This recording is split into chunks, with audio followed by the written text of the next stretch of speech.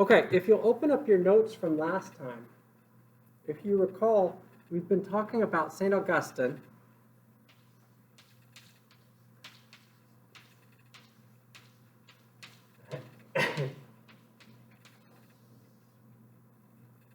Okay, and St. Augustine's response in particular to the problem of evil is something that we've covered recently. Okay, and we asked several different questions last time with regard to evil. We talked about what it is. What is evil? And Augustine's answer is it's an absence or a lack. It is not something with real being or real existence. Rather, it is something that lacks a real existence. It is an absence. And we also talked about why evil exists. And Augustine's response is that evil exists because of the exercise of free will. And finally, we talked about the problem of free will, the problem of evil, which is just how can you have a God who is both omnipotent and omniscient, and also we should say omnibenevolent, and evil be in the universe? How can you have these things? Because if God is all powerful and God is all knowing and God is all good, then presumably God could do away with the evil. He's all powerful. God knows about the evil in the universe, so he knows where to find it, and he is all good, so presumably he would want to do away with the evil.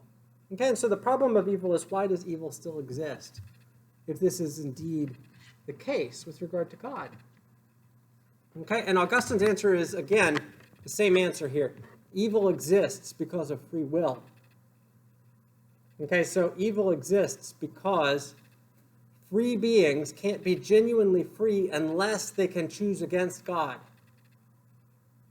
If free beings cannot choose against God, then they are merely automatons or robots. For genuine freedom to be obtained, it requires the ability to choose otherwise, or to disobey, to reject God's principles, if people so choose. Okay, again, for Augustine, the exercise of free will is the central principle for a meaningful human life. And human beings aren't genuinely free and don't have genuine meaning in their life unless and until they are free to choose. So I wanted to start right there with today's lecture, okay? And I wanted to talk about the different views on the topic of free will. And we are going to get into the text in just a minute, but for now, let's just cover these different views on free will, so you guys can get the lay of the land, philosophically speaking.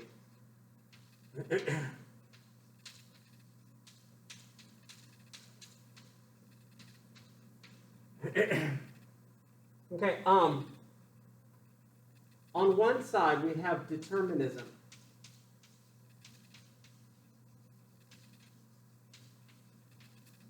On the other side we have libertarianism.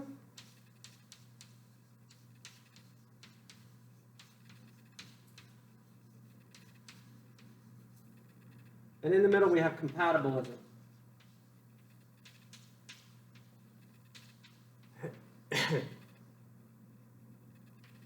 Among determinists, perhaps the most famous in history is John Calvin.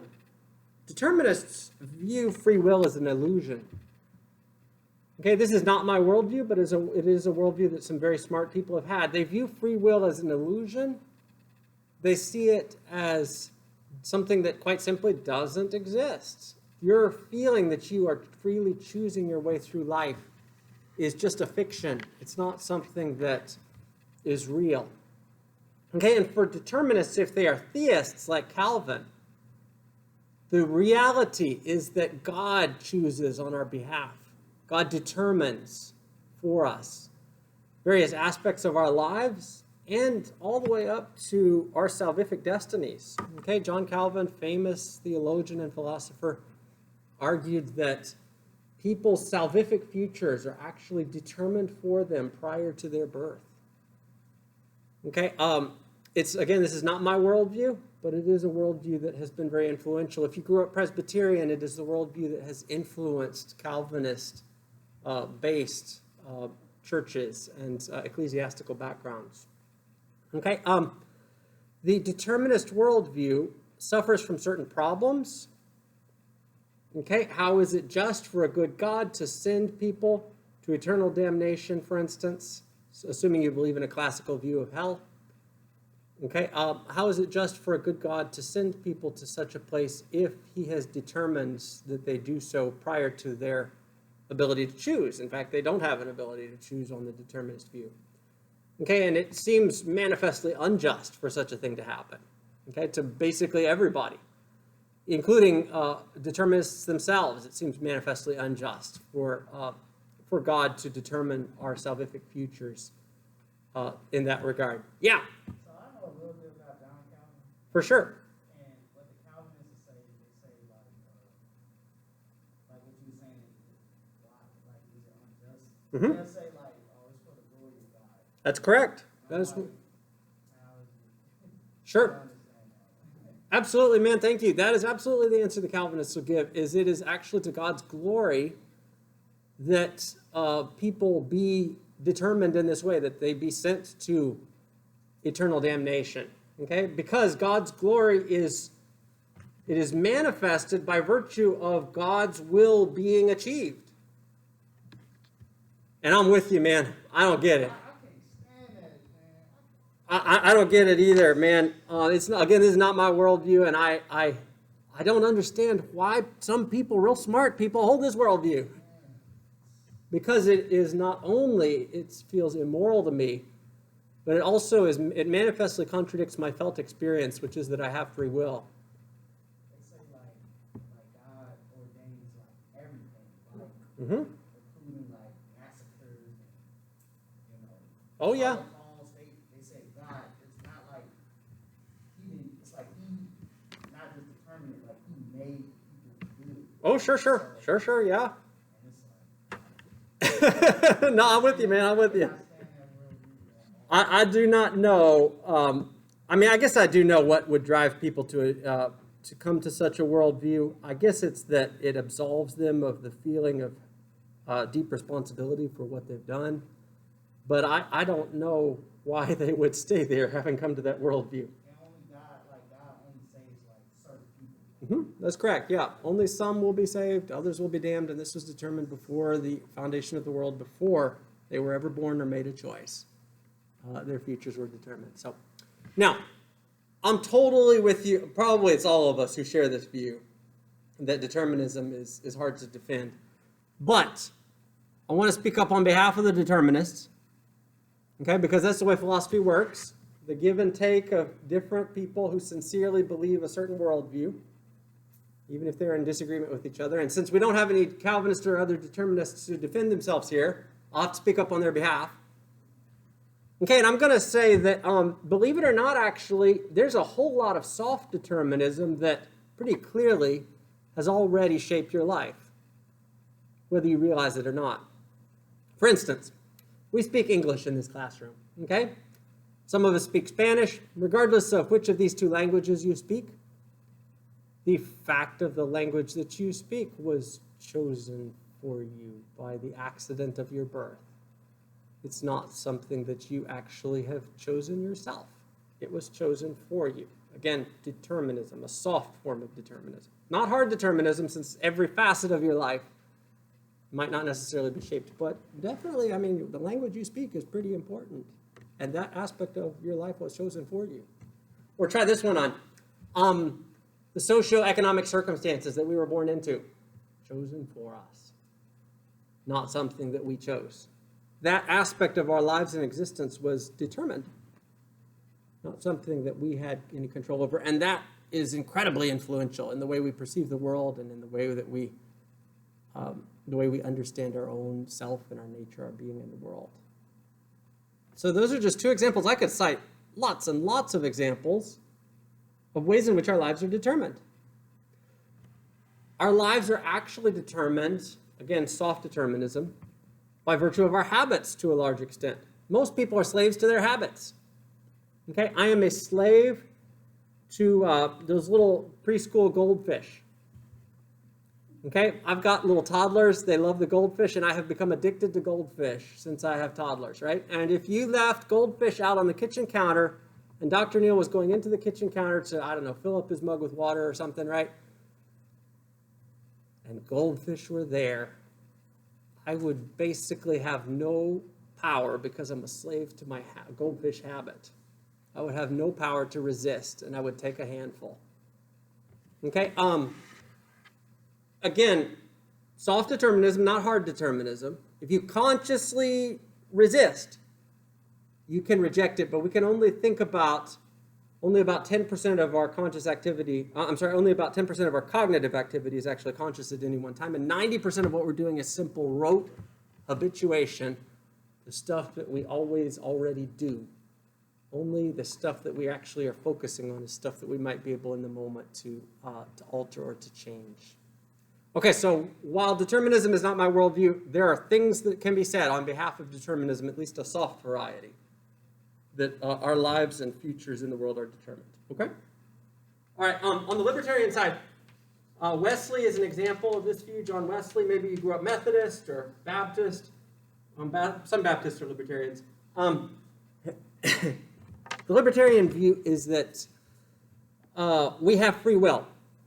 And that free will is actually independent of all outside influences. So that is not just genuine freedom, it is independent genuine freedom in that there is no influence at all other than us. Okay, this is like an extreme libertarian view. That view is pretty indefensible too. Yeah. I was going to say, it's too extreme. Yeah. I thought it would be, well, just from my knowledge, it would be Calvin versus Jacob Arminius. Arminius is you're absolutely right. Arminius is the intellectual grandfather of Wesley, and it is something I should, come on in, something I should definitely put up here as well. Okay, okay, did I spell that right? Arminius. Okay, we're good. Yeah, Jacob Arminius is the original articulator of the libertarian free will view. Okay, by the way, even if you're not a theist, you still fall into these camps: determinist, compatibilist, and libertarian. Even if you're a non-theist, because the atheists too have various different versions of determinism, libertarianism, compatibilism, etc. Okay, I can go into greater detail on that if we have time. Compatibilists are in the middle. This is Augustine's view. It is also the view of Aquinas, who we will be studying shortly after Augustine. And the idea here is that human free will and God's determining power are compatible. Hence the compatibilism. They are compatible with each other. That is, we human beings have free will to choose, and simultaneously, with our free will to choose, God is determining our lives, our choices, and our salvific future.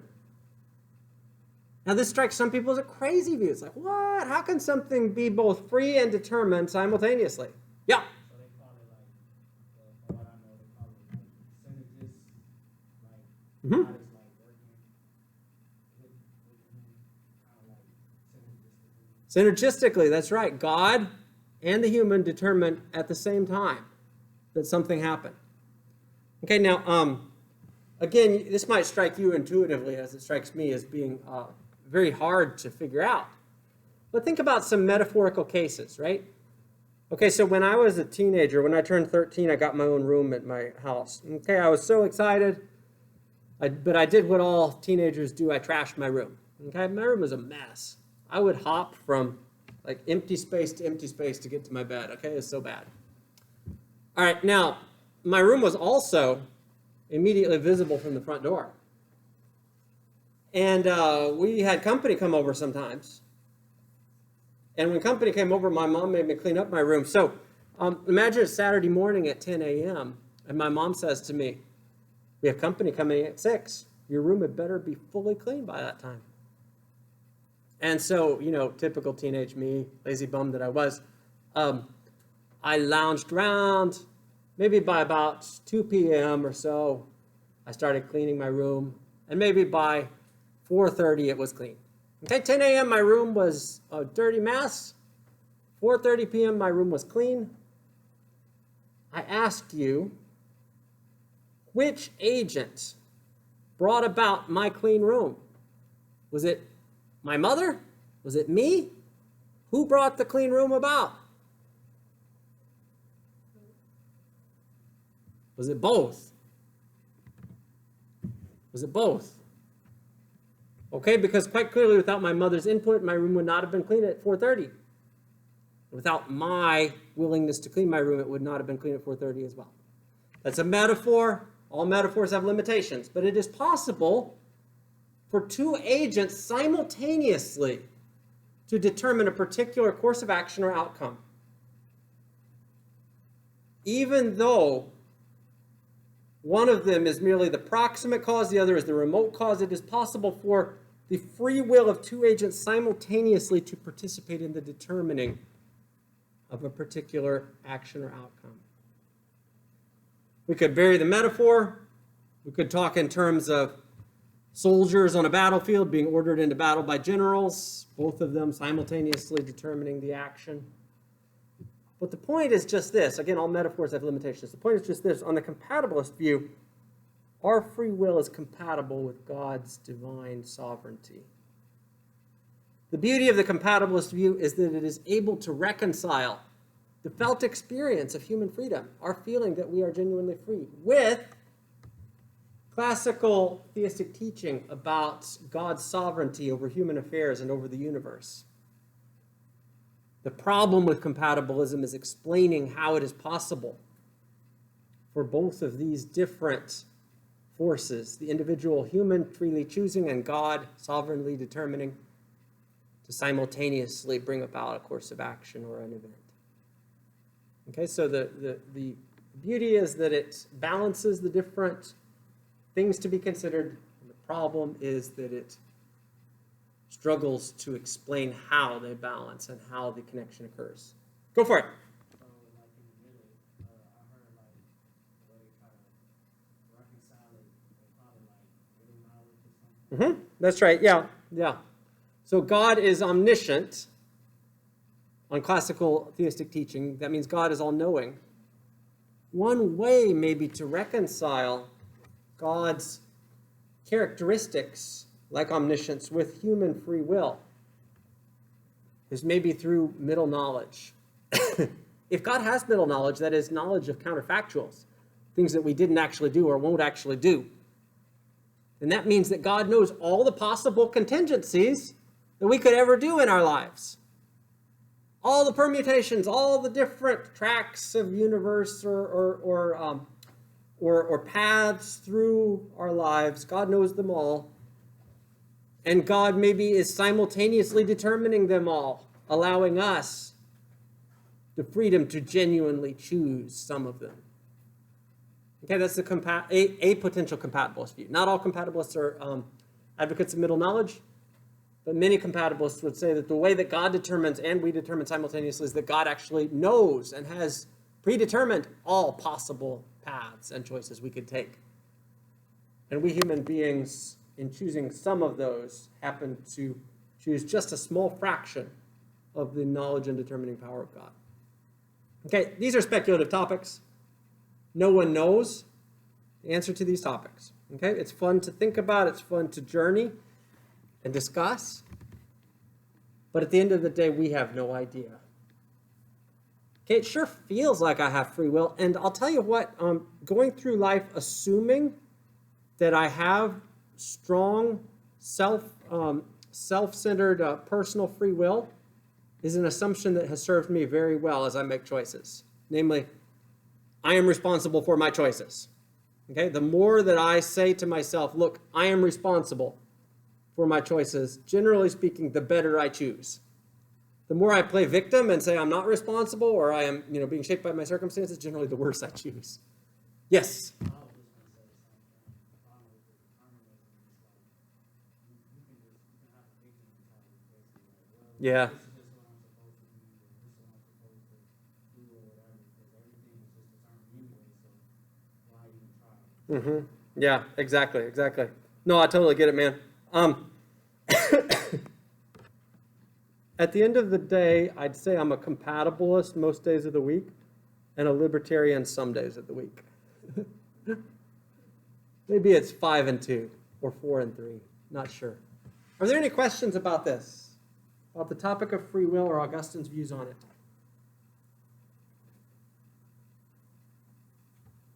Good, good. Okay.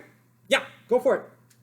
I don't know if it's true or not. How do you have such knowledge on this, man? I'm so impressed.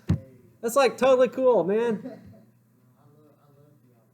But anyway, Good, good. is it true that Saint Augustine had Gnostic views? So, no.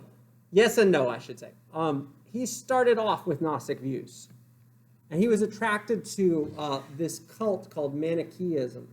Right? And we see some of the Manichees in the text. I'm going to be reading from the text momentarily. These guys teach all sorts of secret knowledge stuff.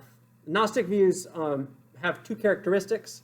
Okay, they are characterized by teaching that the body is bad and spirit is good, or soul is good and the body is bad.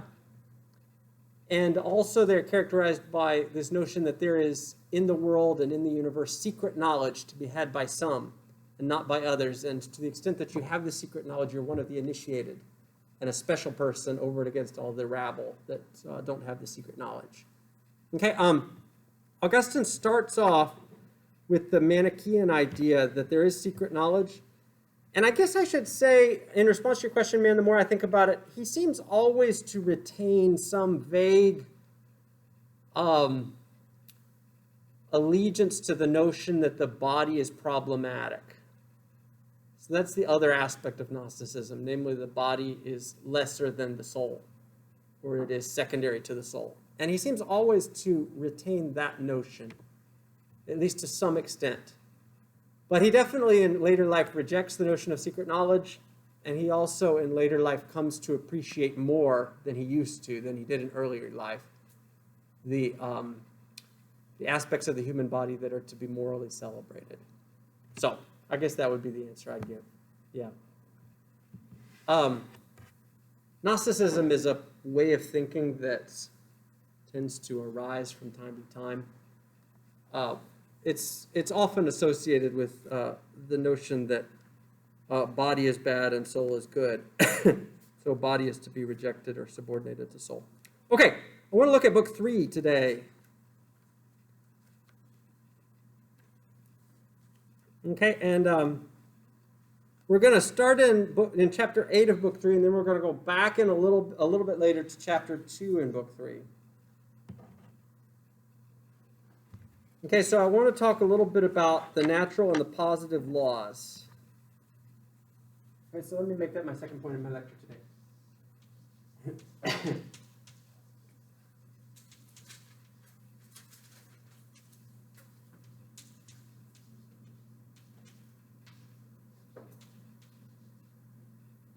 Natural and positive law.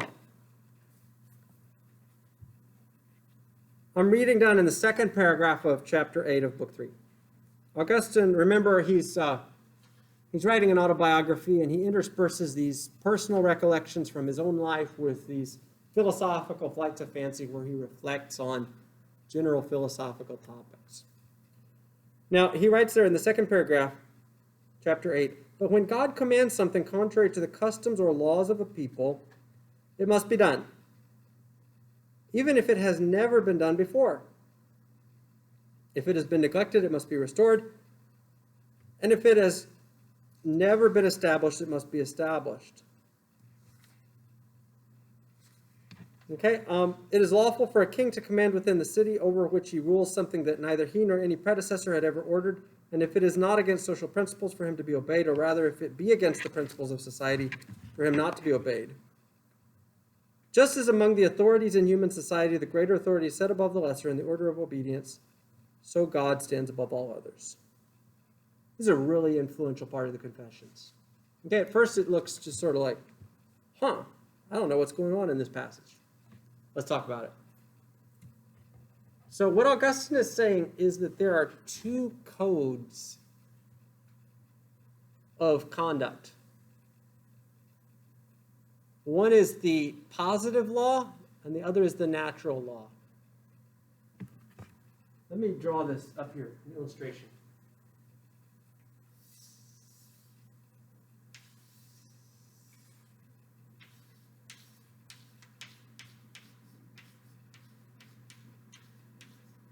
Positive law, and this is the natural law over here.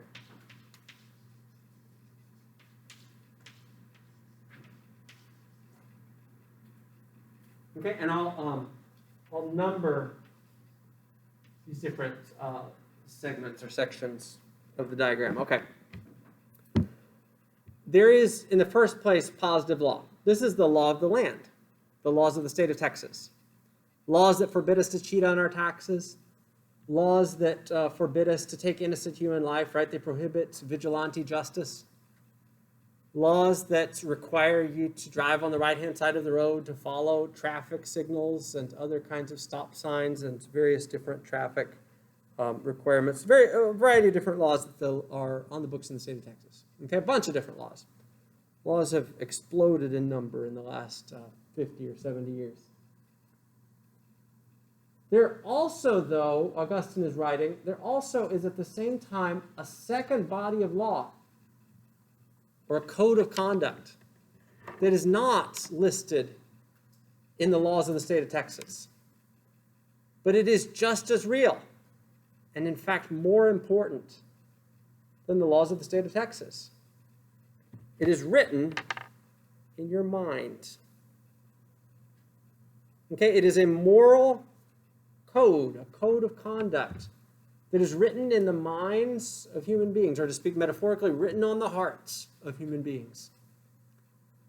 And this moral code or code of conduct is something that we all know to be true, according to Augustine. In other words, it is correct at a very deep level, much deeper than the law of the land could ever be. Augustine calls it the natural law,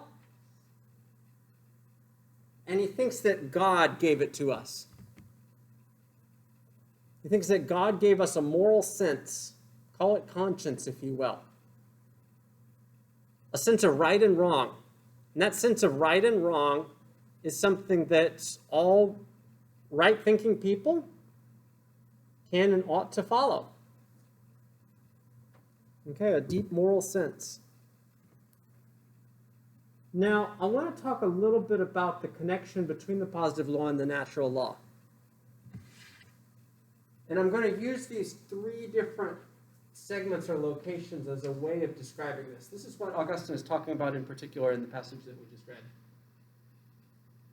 Let me talk about two first. Most laws in the law of the land, that is the positive law, most laws of the state of Texas fall into two. Although this is smaller in my diagram, the great majority of laws lie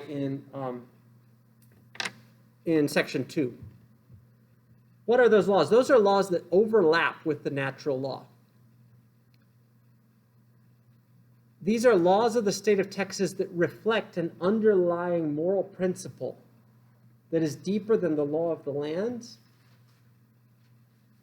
and that the law of the land merely embodies in some specific or explicit form. Okay, so I mentioned a minute ago laws against the killing of innocents. Augustine would say, well, this is clearly a law that falls into section 2 here. Okay, it is a law of the land, a positive law, that is also reflective of an underlying natural law. Okay, the underlying natural law is just the core principle against the killing of innocents. There are also other kinds of laws of the land that reflect maybe indirectly the natural law. What do I mean by that? Well, what I mean is as follows. Some laws are mostly just coordination laws. Okay, laws of the land. stopping at stoplights is something we do in America. If you go over to Europe, most of Europe doesn't have stoplights, it has roundabouts. Roundabouts are fun if you know how to drive them. A lot of Americans have no clue how to drive a roundabout. Here's the answer. The person on the inside in the roundabout always has the right of way. If you remember that principle, you can always drive a roundabout, by the way. The person on the outside always has to yield to the person on the inside of the roundabout. Okay, at any rate though, laws like stopping at stoplights or driving on the right-hand side of the road are arbitrary kinds of laws. They don't necessarily manifest a better way of driving, a way that is intrinsically superior to any other way of driving.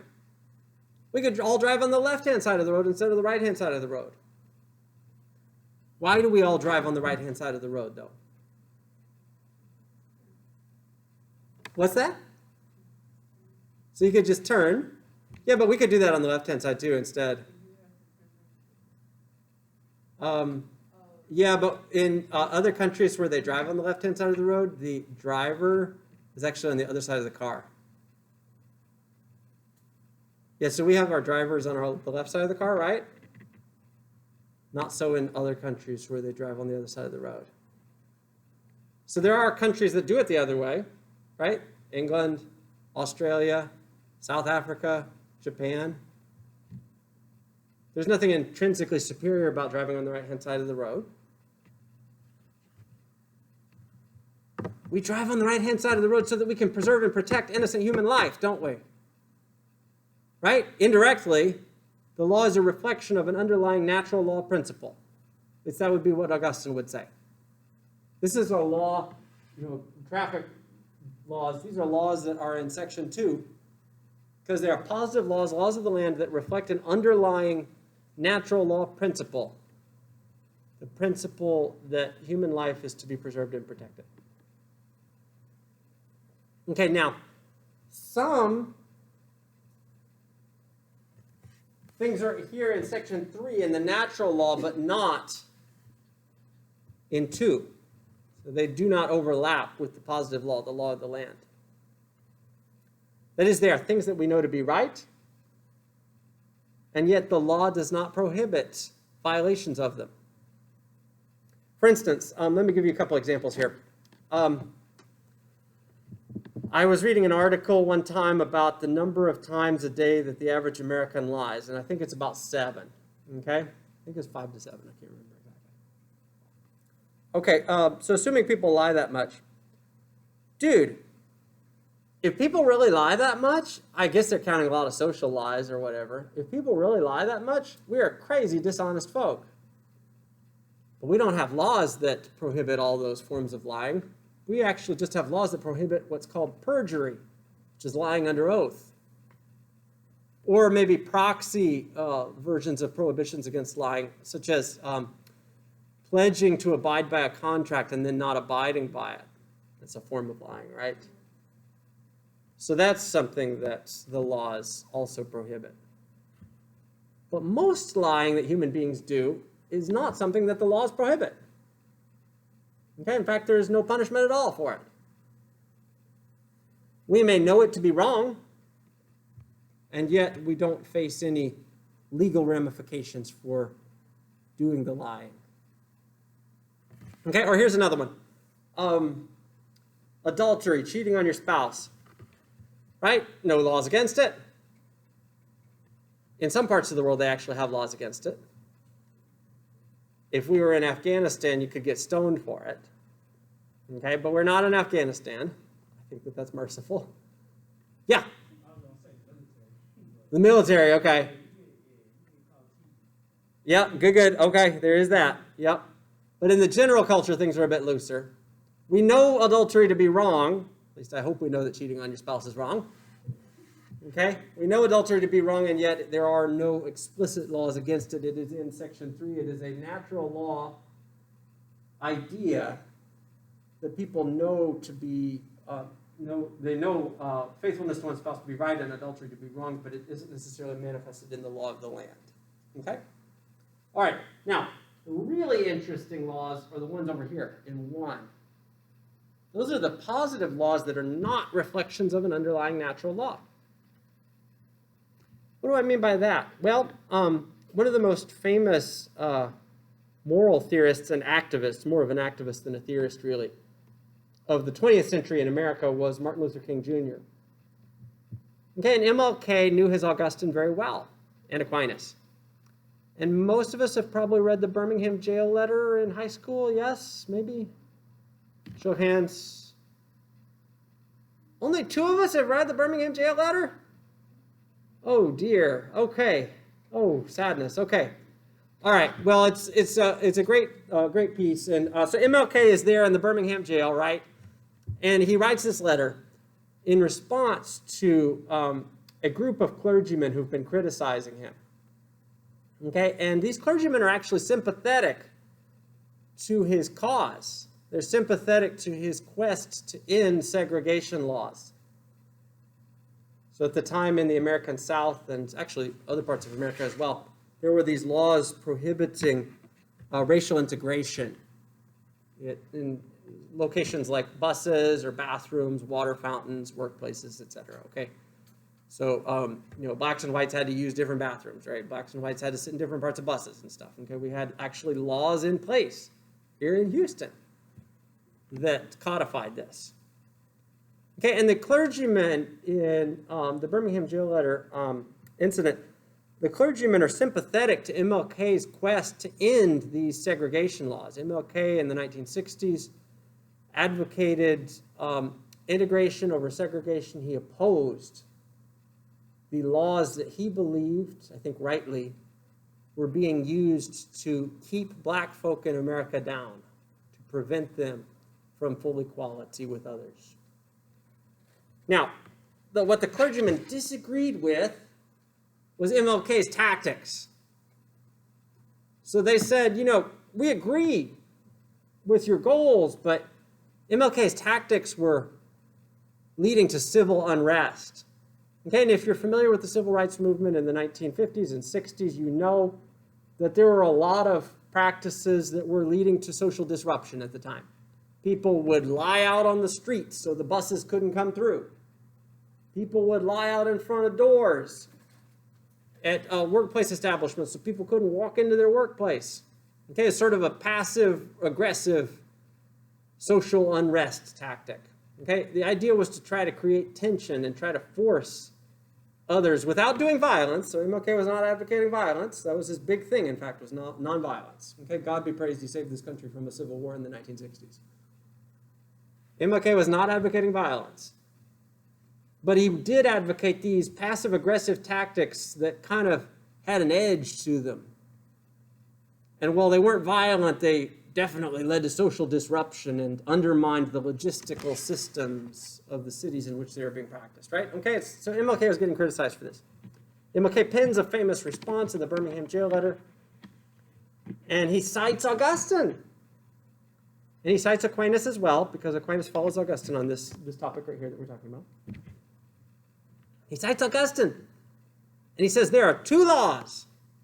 There's the law of the land, and then there is the underlying natural law. And if the law of the land does not square with the underlying natural law, it is an unjust law, and therefore no law at all. And it is not worthy of being followed. Now that's a pretty startling statement, isn't it? Step back and think about it. Like, remove yourself from the emotional valence of the civil rights issue and just think about that statement. If the law of the land doesn't square with an underlying natural law, it is an unjust law and therefore no law at all. MLK actually says this in the Birmingham jail letter. I should have hauled it out for us to read. Okay, I thought everyone would have read it in high school. So that's kind of a dangerous thing to say, isn't it? Because it could lead to anarchy if and when you disagree with what the law says. I mean, suppose I just happened to think that driving on the right-hand side of the road is unjust since, I want to drive on the left. So I say it's no law at all. Okay. It's kind of a dangerous thing to say, isn't it?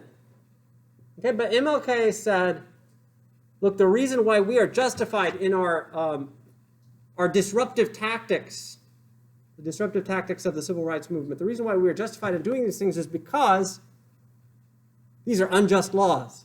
Segregation laws are unjust laws, and hence they are no laws at all and not worthy of being obeyed. Okay, there are other examples of unjust laws, that is, laws that are part of the positive law. They are written in the law of the land, codified in the law of the land, but don't necessarily reflect an underlying natural law.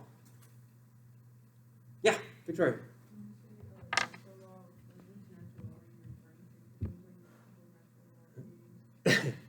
There are different natural law theories, yes, but all of them share the idea in common that there is a body of moral principles that runs deeper than the law of the land.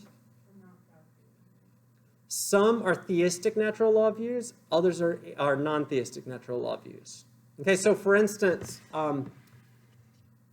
Aristotle subscribes to a variant of natural law, but he doesn't necessarily say that God is the one who has given us this body of natural law. He thinks it's kind of written into the nature of things, just part of the universe, so to speak. Okay, so there are definitely non-theistic advocates of natural law. Aristotle is a deist, so he is a theist. He just thinks that God is not involved. Okay, but there are non-theistic advocates of natural law down through the centuries for sure, without a doubt. Augustine's view is that God gives us the moral principles that we have in our heads. Does that help a little bit? Okay, for sure, yeah. But all natural law views, Augustine's included, share the idea that there is another deeper law than the law of the land. And insofar as the law of the land squares with that deeper law, it is correct. And insofar as it does not square with that deeper law, then it is wrong. Okay. All natural law views hold to that. So what are some other examples? Well, let's stick with the racial tension example for just a minute. Prior to the American Civil War, there was a controversial act passed in the 1850s in the United States called the Fugitive Slave Act. This is a manifestly problematic law, but it was passed as the law of the land in this country. The Fugitive Slave Act stipulated that slaves, being property, needed to be returned to their owners if and when they were found out of their owner's possession. So if you just happened to come upon a runaway slave, you were legally obligated to return that slave to his or her owner, or at least to go to the local authorities to turn the slave in, and they would return the slave to the rightful owner, okay, because the slave was property. Now, immediately, this law was met with massive civil disobedience, widespread civil disobedience, because, God be praised, lots of Americans believed that this was an unjust law. They're like, no, slaves are people, not property. And I'm not going to return this slave, so I'm going to disobey the law. It's an example, Augustine would say, of a law of the land that does not reflect the underlying natural law. What aspect of the underlying natural law does it contradict? Well, the notion that human beings are deserving of respect and dignity, for sure, okay, which is a deep principle of the natural law on Augustine's view. We could point to other positive laws that didn't reflect the natural law. The Nuremberg laws passed in the 1930s in National Socialist Germany, which forbade people to shop in Jewish shops. Jews could not intermarry with other Germans, okay? All sorts of other similar kinds of restrictions over and against Jewish people. I think that would be another example of a positive law that does not reflect the underlying natural law. Okay? The point is just that for Augustine, there are codes of conduct that can be divided into positive law and natural law, and some aspects of the positive law, in fact, most aspects of the positive law, reflect an underlying natural law. Some aspects of the natural law are not codified in positive law, and some positive laws are unjust because they do not reflect the underlying natural law. That's a long discussion, and we're going to talk more about that when we get to Aquinas. Let me stop and ask if there are comments or reflections so far on any of these things. Anything anybody wants to share? Go for it.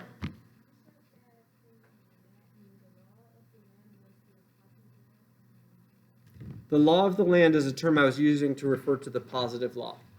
That is the codified law of the state of Texas, explicitly written down these days in digital format on computers, but in the past it would have been written and, I don't know, squirreled away in a basement in the Capitol in Austin. Other questions?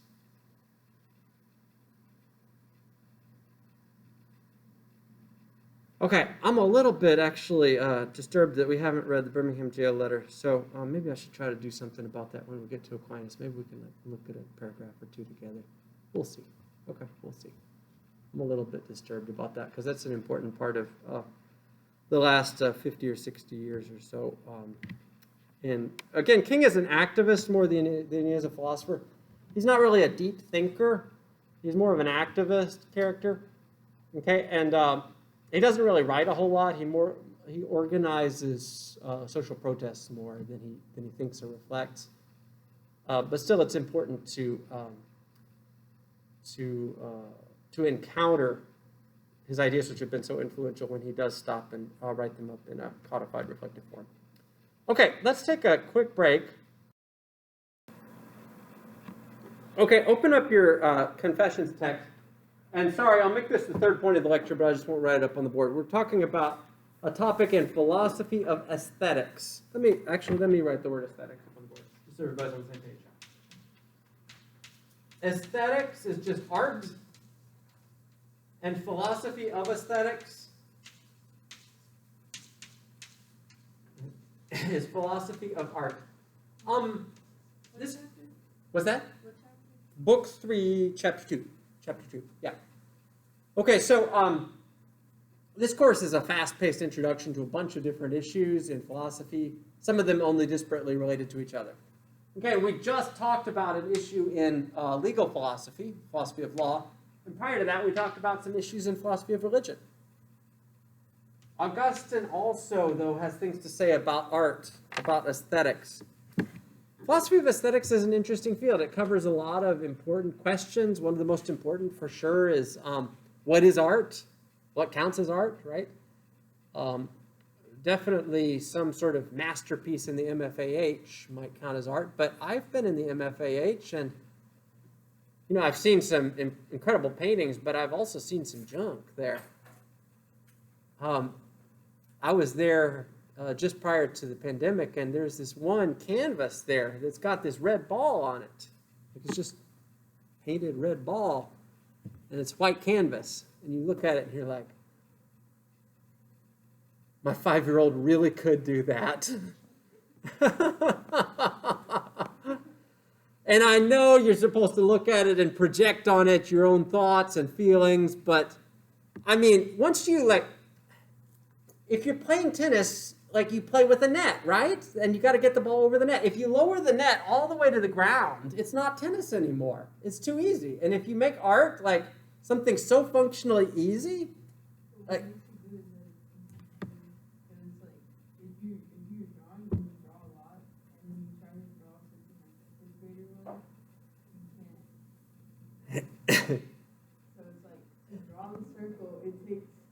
it's like a skilled circle. The thought process that goes into the skilled circle.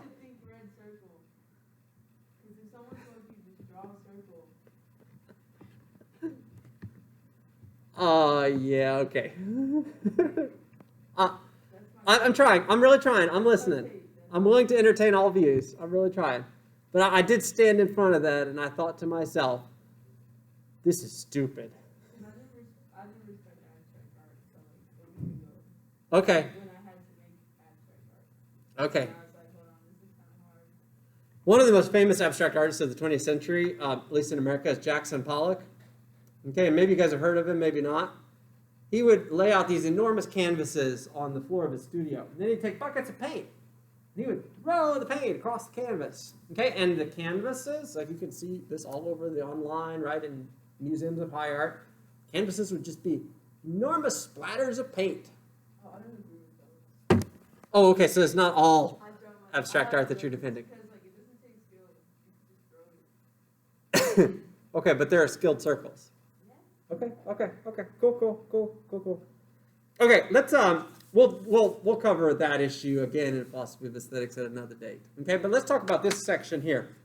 Augustine says in chapter 2, book 3, the theater enraptured me, for its shows were filled with pictures of my own miseries and with tinder for my fires. Why is it that a man likes to grieve over doleful and tragic events which he would not want to happen to himself? The spectator likes to experience grief at such scenes, and this very sorrow is a pleasure to him. What is this but a pitiable folly? For the more a man is moved by these things, the less free is he from such passions. Okay. What Augustine is talking about here is something that philosophers of aesthetics have talked about for a long time, and it is the power of art to move us.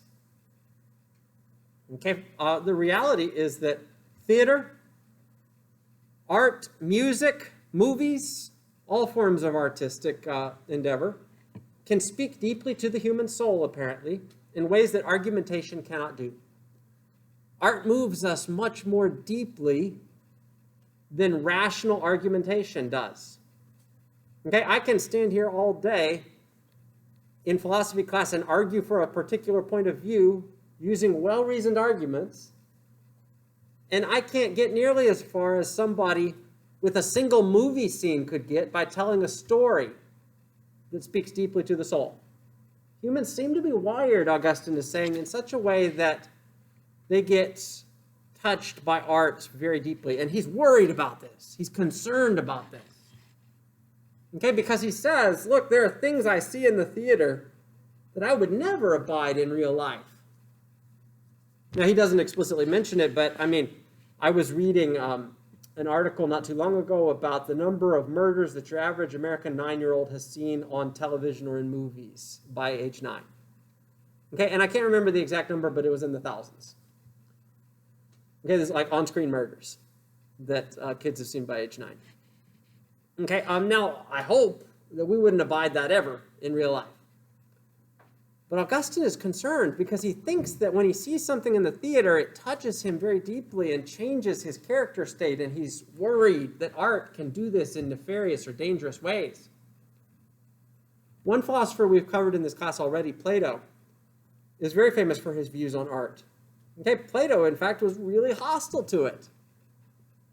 We didn't read this, but in the Republic, one of his most famous works where he describes the ideal city, he says, one of the first things I'm going to do in the ideal city is I'm going to ban all the artists and all the musicians and all the poets unless they are composing art and music and poetry that glorifies the state. You know, patriotic anthems and that sort of thing. Because he was afraid of art's power to move people to rebellion against the regime that he was envisioning in this ideal city. Okay. Now, Augustine agrees with Plato about the ability of art to move us. And he's deeply concerned by this.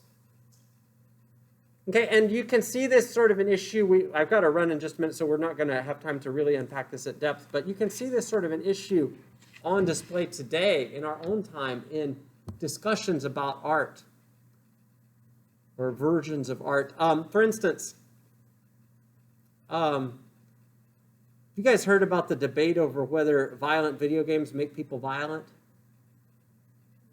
in real life, right? Okay, video games are a form of art for sure. Do violent video games make people violent in real life? I think the answer's got to be, for the great majority of people, no way. No violent video games don't make people violent in real life.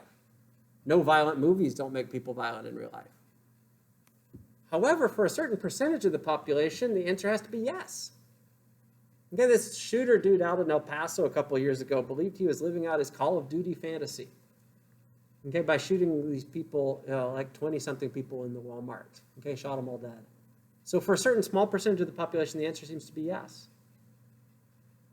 There are other ways in which art arguably maybe influences us. I've read another study before, sticking on the gaming topic, about how video gamers have quicker reflexes than the rest of us. Apparently it's true. Apparently gamers have much faster reflexes, and it translates into real life. So gamers can react to threats on the highway in the car much faster than other kinds of people when they're driving. The study concluded, though, unfortunately, that your average gamer is also a much more distracted driver than other kinds of drivers are. So although they can react more quickly to the threats, they anticipate them much later than other drivers. So it all shakes out the same in the end. Okay, I think I agree with Augustine about the ability of art to move us, for sure. In fact, I know I agree with him about that. I'm not sure if I agree with him about the ways in which art can alter our character states. Yes, to some extent, it can make our character states worse. It can lead us down a nefarious path. But I think there are lots of cases also of people watching movies or playing video games or participating in art without necessarily translating that into real life in ways that are dangerous or bad. I don't know. Does anyone want a last word on the day and want to weigh in on that topic? Anybody? Does anybody watch like movies that if it happened in real life, like we would never like a horror films? Is anybody like a horror film fan?